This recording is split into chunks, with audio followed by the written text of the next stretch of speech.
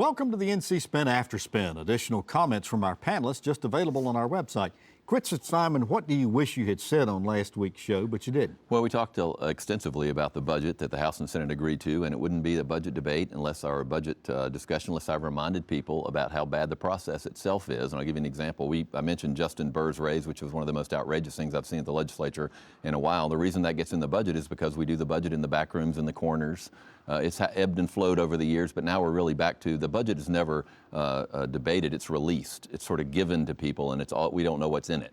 Another example in this budget, which is different from what it used to be in the 60s and 70s. Well, that's right. I mean, well, and we've gone through periods where it was very closed, and we opened it up, and the Republicans led that to their credit. And now the Republicans have gone back to doing it the old way, where we don't know anything's in it. An example: this budget has $1.2 million for something called the Human Coalition.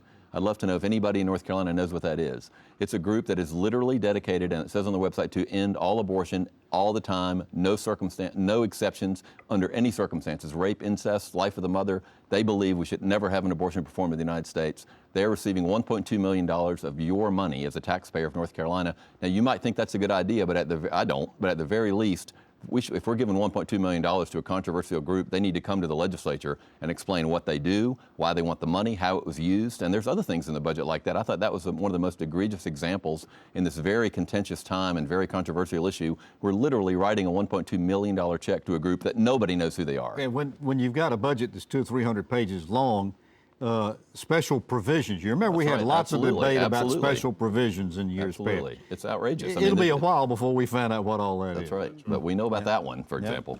Well, thanks for watching the After Spin. We'll have more video all during the week on ncspin.com.